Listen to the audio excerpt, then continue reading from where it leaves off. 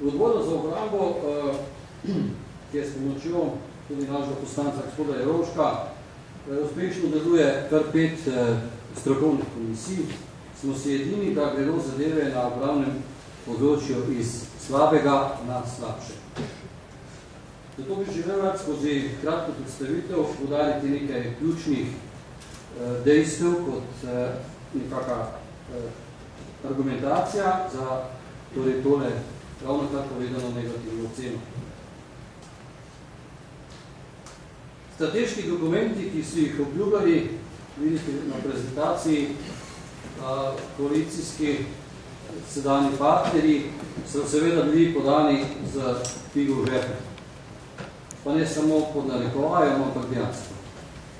Kajti dokumenti, ki bi danes že morali biti na svetlem, cena ogroženosti, celovita analiza vojaških, nevojaških virov ogroženja in tako naprej, luči sveta niso zagledali.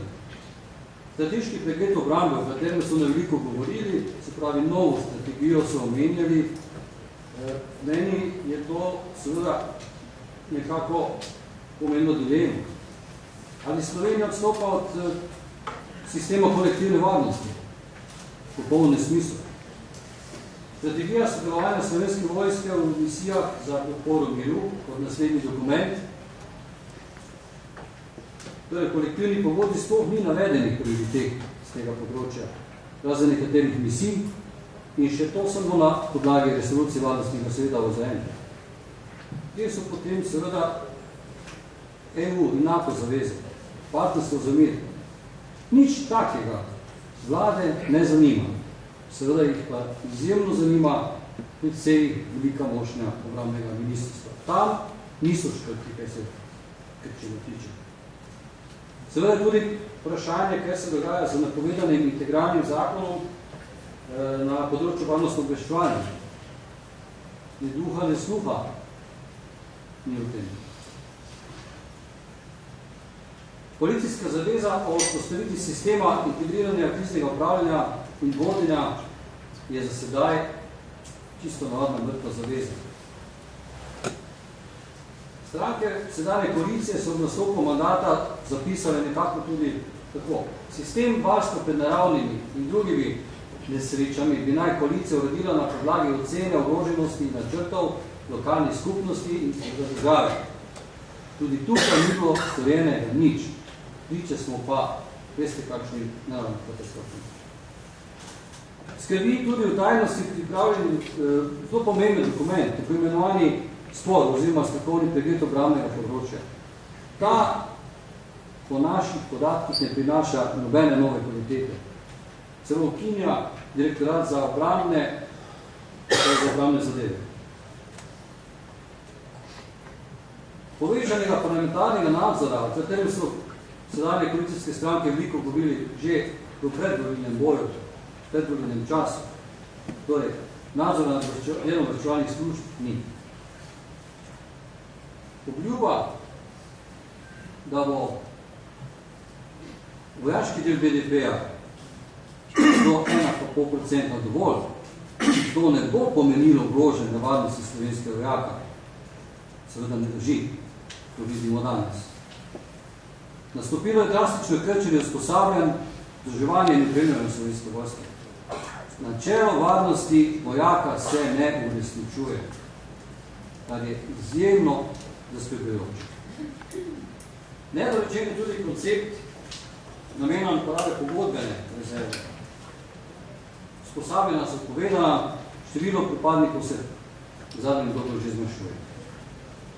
Tudi upravni stanovanjski sklad, o katerem je bilo veliko govora pred zadnjimi volitvami, bi se naj usmeril v pokrivanje potreb in zadrževanje kadrov v slovenski vojski.